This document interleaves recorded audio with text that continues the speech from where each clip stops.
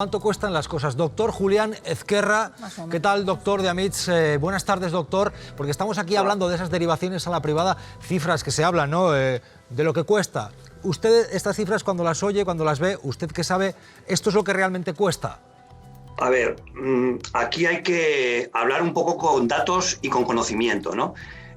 La orden de precios públicos establece cuál es el valor en este caso. El propio plan funcional del Hospital Zendal dice que la primera ola, el valor diario de cada estancia por COVID supuso 557 euros, lo que a precio de orden público, o sea, a precio de la orden de precio público, ¿no? Con ese precio en la mano no se podía haber pagado más de lo que establece la orden, que son 557. Si se están pagando 734 euros al día, estamos pagando un sobrecoste del 40%, que no está justificado, lo cual no quiere decir que poner bajo el mando único todos los recursos sanitarios de la Comunidad de Madrid, dada la situación que vivimos desde el punto de vista asistencial, no sea una medida adecuada. Lo que no es adecuado es el sobrecoste. Ya. O sea, usted dice que cuando hay derivaciones o algunas derivaciones a la privada, está diciendo usted que se pagan sobrecostes del 40%. Sí, si yo comparo los datos públicos con los datos que han publicado también de lo que se va a pagar, efectivamente, una estancia diaria en esta ocasión se pagaría a un 40% más de lo que establece la orden de precios públicos. Por lo tanto, hay un sobrecoste del 40%, es así de claro. ¿Y ese sobrecoste quién se lo lleva? Porque hay un beneficio muy cuantioso. Usted habla de unas cifras que vaya margen. Sí, hombre, está claro a dónde va. Eso va a los hospitales intervenidos, en este caso no intervenidos, bajo mando único. La propia orden habla de que es una expropiación forzosa del sistema sanitario público para ponerlo bajo la tutela, la dirección y la organización, la dirección de la Consejería de Sanidad. Ya, pero esto va para empresas privadas, es una expropiación forzosa a un precio muy elevado. ¿Va para empresas privadas entonces que gestionan estos hospitales? Claro, va lógicamente al hospital que se interviene. Si lo que se interviene es un hospital público de la cadena Quirón o los Ruber, va lógicamente a esa empresa, a los que gestionan ese hospital.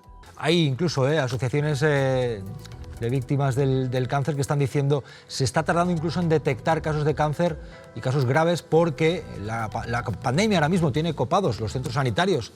Doctor, ¿esto está ocurriendo? Sí.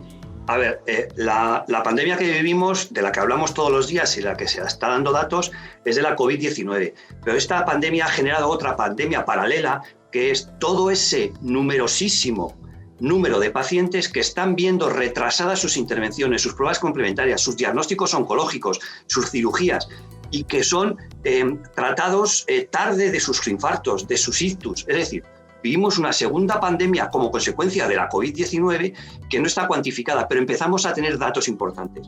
El aumento de mortalidad en ictus o en infartos, el retraso en el diagnóstico de patologías oncológicas, con lo cual el acceso tardío a los tratamientos, a las cirugías correspondientes, va a significar un aumento paralelo de la mortalidad asociada a la COVID-19. Por eso es importantísimo que todos los recursos en este momento se pongan a disposición de los pacientes para que la atención al COVID-19 no deje al margen las otras patologías que requieren ser tratadas de la misma forma, temprana, rápida y eficaz, como lo está haciendo ahora el COVID-19. Bueno, por cierto, entre tanto, doctor, le quiero preguntar, los test de antígenos en farmacias. Pregunto al doctor Ezquerra, ¿qué le parecen este tipo de test? Y a Juan Fernández Miranda. Doctor, su opinión sobre este tipo de test. Sí, a mí, lo hemos dicho muchas veces, el test de antígenos tiene una utilidad muy limitada. Solo es útil de verdad para detectar pacientes que cuando tienen sintomatología en los primeros días son muy útiles. En pacientes asintomáticos la validez de estos test es bastante cuestionable porque la detección de posibles pacientes o de infectados sin clínica es tan bajita que se tienen que hacer miles de test para detectar algún posible paciente. Bueno, todo lo que sea detectar pacientes, bienvenido sea. Ya digo, lo que pasa es que la prueba no es lo mejor. La duda que tenemos y que se ha planteado muchas veces es si realmente es en una farmacia donde se deben hacer este tipo de test, porque hay dudas sobre competencias profesionales. Aquí hay una polémica abierta, sobre todo con enfermería, porque ellos entienden que no son los farmacéuticos los que están cualificados y profesionalmente para hacer este tipo de test. Pero bueno, que todo lo que sea hacer test, bienvenido sea. Doctor Ezquerra, es tremendo el dato que estamos viendo de rastreo en algunas comunidades y hasta qué punto esto afecta al descontrol de la pandemia. Sí, lo venimos denunciando desde el principio de esta pandemia, ¿no? La falta de rastreadores está siendo evidente en muchas comunidades autónomas.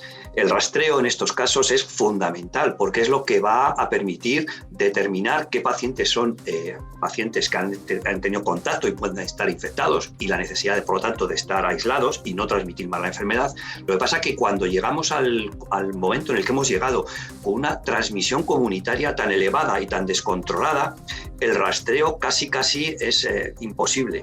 Pero insisto en que hay que seguir intentándolo, hay que seguir rastreando todo lo que podamos, porque cada uno que detectemos a tiempo y lo aislemos es una fuente de contagio que evitamos. Por lo tanto, rastreo hay que seguir con él, invertir mucho en el tema del rastreo y no olvidarlo nunca, aunque haya transmisión comunitaria. Gracias, doctor Ezquerra, muchas gracias. Muchísimas gracias.